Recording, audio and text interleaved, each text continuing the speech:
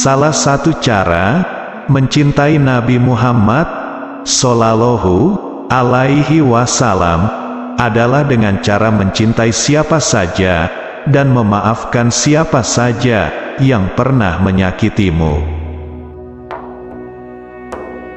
Agama kita, Islam, adalah satu-satunya agama yang menganggap senyuman sebagai ibadah yang berpahala. Menjaga perasaan orang lain adalah bagian dari karomah yang dilimpahkan oleh Allah Subhanahu wa Ta'ala kepada hambanya yang beriman. Jangan biarkan sehari pun berlalu di bulan Rabiul Awal dan kamu tidak membaca selawat kepada baginda Nabi Muhammad Shallallahu Alaihi Wasallam. Salah satu tanda-tanda hati dipenuhi dengan cinta kepada Allah Subhanahu wa Ta'ala adalah memperlakukan makhluk Allah dengan kasih sayang, kecintaan, dan selalu memberikan manfaat. Berdoalah untuk mereka, ya Allah, perlihatkanlah kepada kami dan kepada mereka yang benar itu adalah benar, dan berikanlah kepada kami rezeki untuk mengikutinya, dan juga perlihatkanlah kepada kami semua bahwa yang salah itu adalah salah, dan berikanlah kami rezeki untuk menjauhinya. Bila Anda bisa mencintai seseorang tanpa syarat, tanpa alasan, Anda bisa mulai memahami kasih tanpa pamrih dari Tuhan untuk Anda. Isu-isu yang telah menciptakan kondisi multipleks yang sulit yang dihadapi umat kita telah terakumulasi dalam waktu lama. Pengobatannya akan bersifat multidimensi, berkepanjangan, dan harus bersifat kumulatif.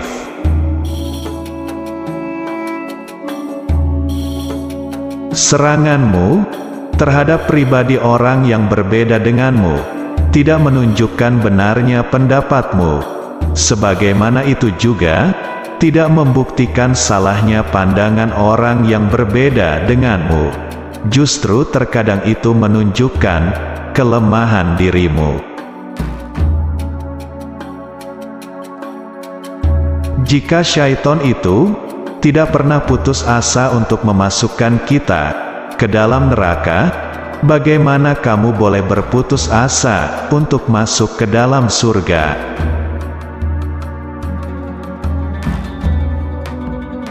Allah Subhanahu wa Ta'ala menutup kekuranganmu secara indah adalah dengan Ia menutup aibmu, menampakkan kebaikanmu, membuatmu faham akan betapa baiknya Allah Subhanahu wa Ta'ala kepadamu, bahkan setelah keburukanmu kepadanya.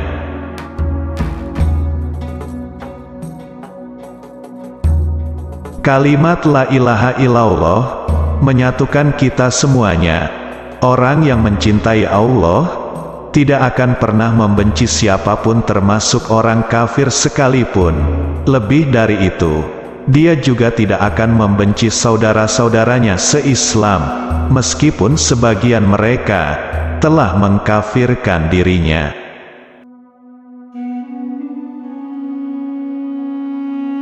Menilai niat orang lain adalah hak Tuhan saja.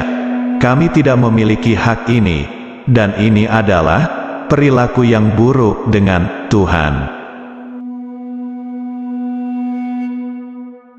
Saudara-saudaraku, janganlah sedikit pun kalian membenci mereka.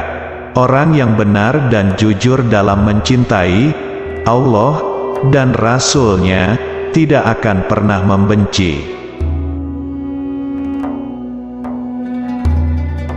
Saat dunia di sekitarmu terasa sempit karena kebencian, luaskanlah dengan cinta. Mengingat kematian, tidak mempercepat kematian, dan melupakan kematian tidak akan melambatkan kematian. Ajal setiap insan di muka bumi memang sudah ditentukan. Siapa yang belum bisa berbuat baik dengan harta, makanan dan minumannya, maka berbuat baiklah dengan menampakkan wajah gembira dan akhlak yang baik. Dimanapun kau menemukan hakikat ridho, maka kau akan menemukan kebahagiaan, dan setiap kebahagiaan itu akan kembali kepadamu dengan lebih indah.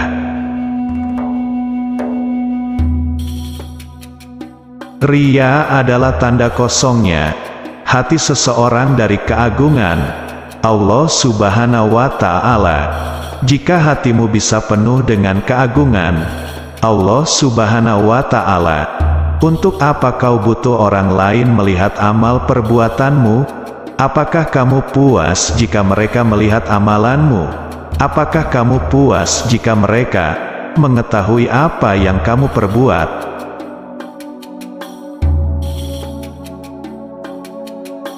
Jika kamu berdusta dengan alasan bahwa kamu telah didustai orang lain, atau menzalimi dengan alasan kamu telah dizalimi oleh orang lain, maka berhati-hatilah bahwa kezaliman sedang mengetuk pintu hatimu.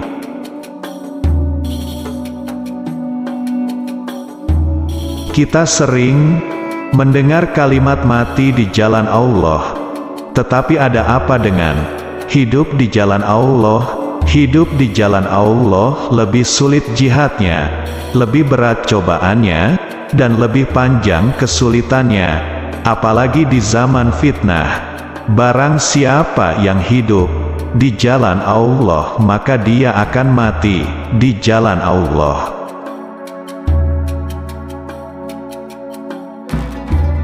Ketika aku mendengar orang bicara atas nama Islam dengan bahasa yang kasar dan caci maki, aku bersyukur kepada Allah tidak memahami Islam lewat lisan mereka. Guru-guru kita mengajarkan bahwa ketika kita dipuji oleh seseorang, sementara kita merasa belum layak menerima pujian tersebut, maka sebaiknya kita mengucapkan amin. Tujuannya adalah agar pujian tersebut bisa kita jadikan doa.